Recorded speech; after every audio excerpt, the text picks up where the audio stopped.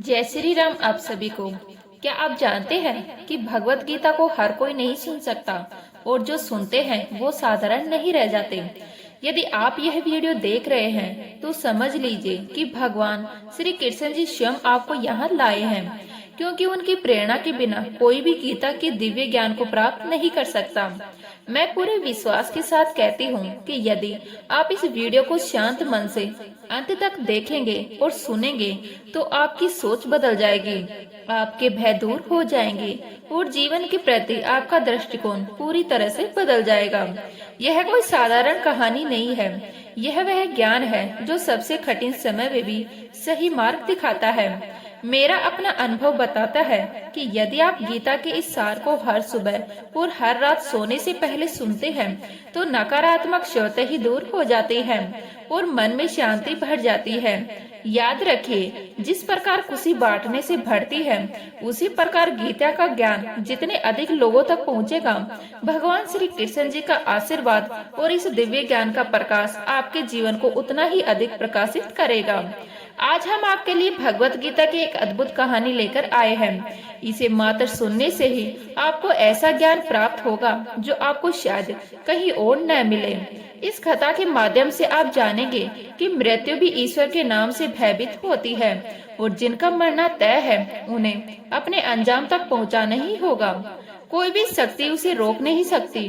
इसीलिए श्रद्धा और भक्ति के साथ जय श्री राधे कृष्ण का जाप करें और इस दिव्य कथा को पूरे मन से सुने।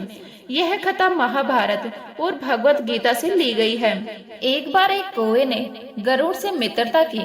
दोनों ने साथ में बहुत समय बिताया। उनकी मित्रता इतनी गहरी थी कि वो एक दूसरे से कोई बात नहीं छिपाते थे। एक दिन वो गरुड़ और कौवा नदी के किनारे एक पेड़ पर बैठे बातें कर रहे थे। तभी मृत्यु का दूत वहां से गुजरा। उसने कौवे को देखकर मुस्कुराया। गरुड़ और कौवे ने मृत्यु के दूत की बात अनसुनी कर दी और अपनी बातचीत जारी रखी। लेकिन अगले दिन फिर वही हुआ। वही मृत्यु का दूत वहां से गुजरा और उसने कौवे को देखकर मुस्कुराया। इस बार कौवे को शक हुआ। उसने गरुड़ से कहा कि मृत्यु के दूत ने कल भी उसे देखकर मुस्कुराया था और आज भी वैसे ही मुस्कुरा रहा है। कुछ गड़बड़ है, शायद उसकी मृत्यु निकट है। गरुड़ ने समझाया कि ऐसा कुछ नहीं है, यह महज एक संयोग हो सकता है। चिंता मत करो। 2-3 दिन और ऐसे ही बीत गए। मृत्यु का दूत हर दिन कौवे को देखकर मुस्कुराता रहा। अब कौवे को यकीन हो गया कि उसकी मृत्यु वाकई निकट है। उसने गरुड़ से कहा, मित्र, मैं मरना नहीं चाहता, लेकिन यह मृत्यु का दूत 1-2 दिन में मेरी जान जरूर ले लेगा। यह हर दिन मुझे देखकर मुस्कुराता है। गरुड़ को भी लगा कि कौवे का शक सही हो सकता है। उसने कौवे को सांत्वना दी। गरुड़ ने कौवे से कहा, चिंता मत करो, मैं तुम्हें यहाँ से इतनी दूर ले जाऊंगा कि तुम मृत्यु के इस दूत को देख भी नहीं पाओगे। गरुड़ ने कौवे को अपनी पीठ पर बिठाया और उसे उस जंगल से हजारों किलोमीटर दूर कैलाश पर्वत पर ले गए। अब उन दोनों को किसी के द्वारा परेशान किए जाने का डर नहीं था। लेकिन जैसे ही वे कैलाश पर्वत तक पहुंचे, एक गुफा में आए। मृत्यु का दूत वहां पहले से ही मौजूद था। कौवे को देखते ही उसने उस पर फंदा फेंक दिया और उसकी जान ले ली। गरुड़ यह सब देखते रहे। उन्होंने यमदूत से पूछा, तुमने इसे क्यों मारा? यमदूत ने उत्तर दिया, इसकी मृत्यु अभी लिखी हुई थी, इसलिए आपने इसकी जान ले ली। गरुड़ ने फिर पूछा, तो फिर तुमने उस जंगल में इस पर क्यों मुस्कुराया? अगर तुम्हें इसे मारना ही था तो तुम उसे वहीं मार देते। यमदूत ने उत्तर दिया, इसकी मृत्यु यह लेख कैलाश पर्वत पर ही लिखी थी, लेकिन 4-5 दिन पहले उस जंगल में इसे देखकर मैं सोच रहा था कि इतने कम समय में यह वहाँ कैसे पहुँच गया होगा, क्योंकि इसके पंख बहुत छोटे हैं और यह लंबी दूरी तक उड़ नहीं सकता, तो यह हजारों मील दूर कैलाश पर्वत तक कैसे पहुँचेगा।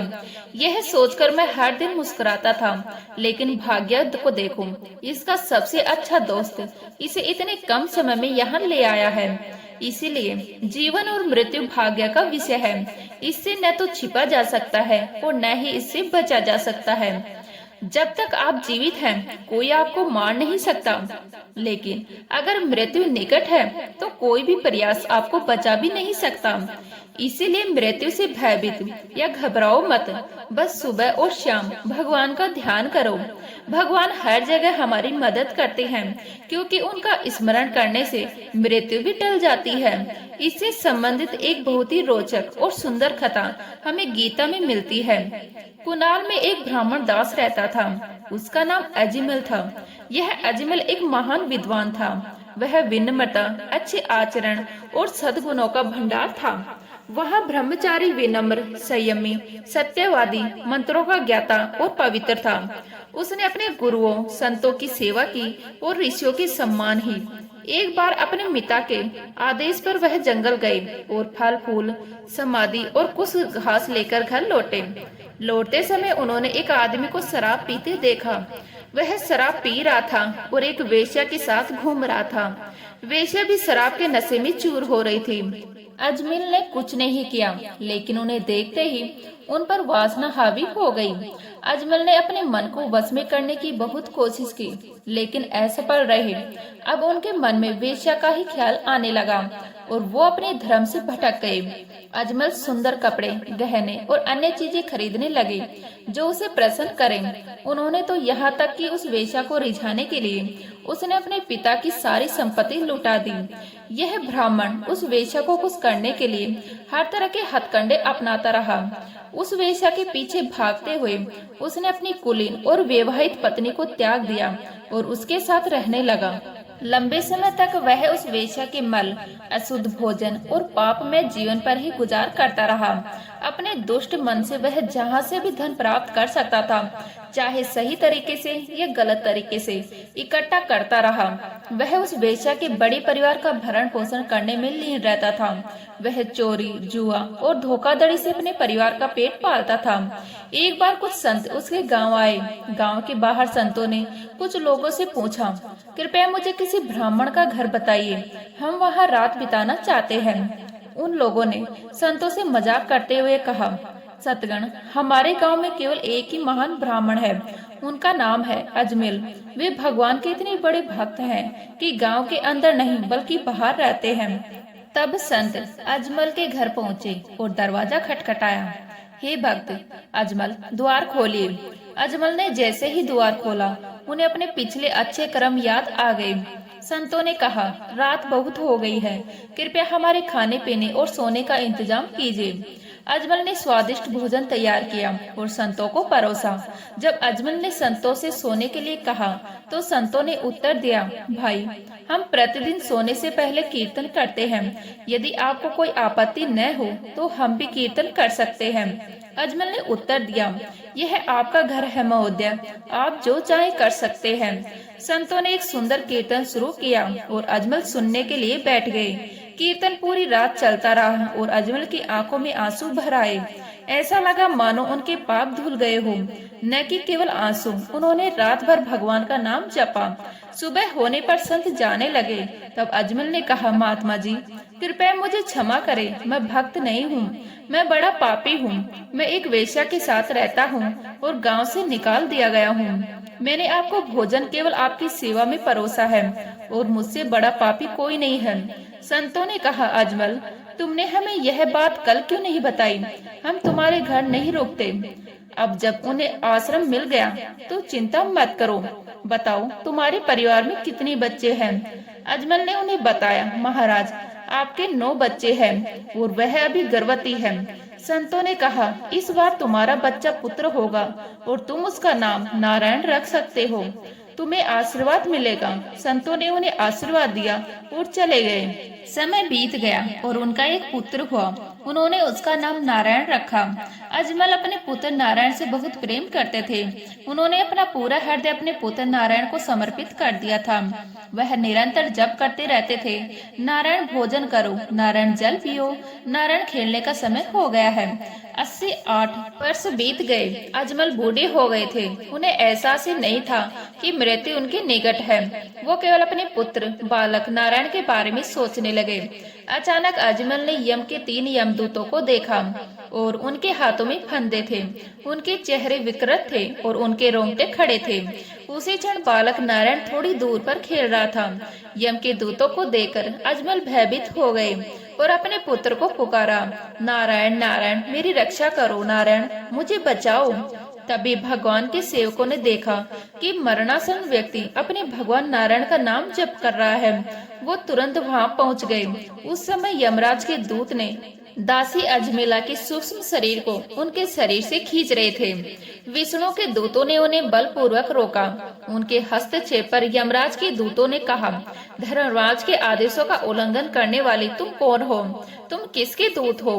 तुम कहां से आए हो और हमें इसे ले जाने से क्यों रोक रहे हो? जब यमराज के दूतों ने यह कहा तो भगवान नारायण के आज्ञाकारी सलाहकारों ने हंसते हुए कहा, यमराज यदि आप वास्तव में धर्मराज के आज्ञाकारी हैं तो हमें धर्म के गुण और सार बताइए। दंड का पात्र कौन है? वेदों द्वारा निर्धारित कर्म कौन है और निषिद्ध कर्म अधर्म है। वेद स्वयं भगवान का सार है। वो उनकी स्वाभाविक श्वास और स्व प्रकाशित ज्ञान है।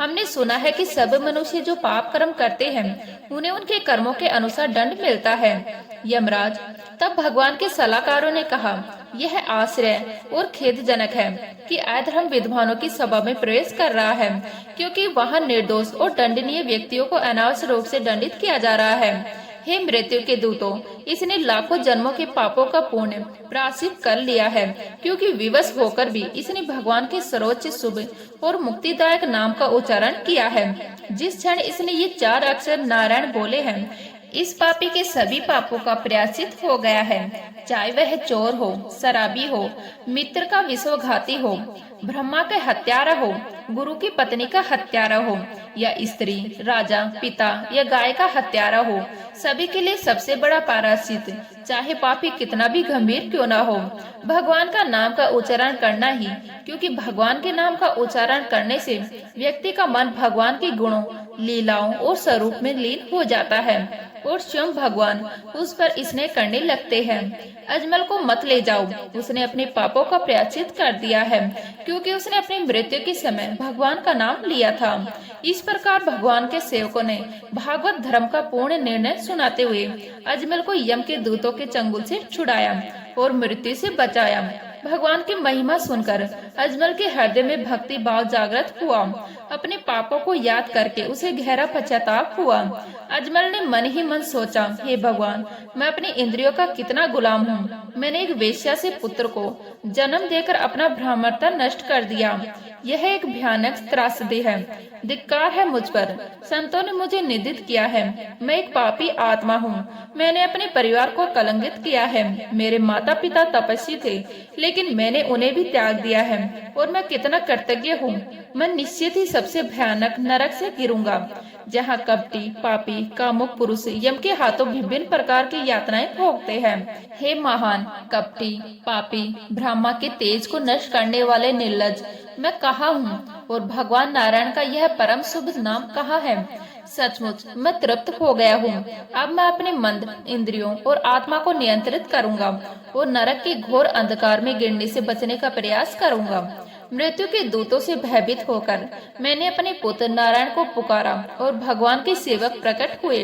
यदि मैंने सचमुच नारायण को पुकारा होता तो क्या भगवान नारायण आज मेरे सामने प्रकट नहीं होते?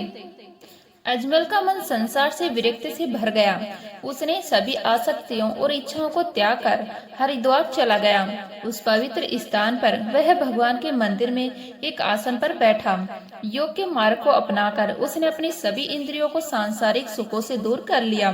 अपने मन को एकाग्र किया और उन्होंने अपने मन को अपनी बुद्धि से एकाग्र कर लिया।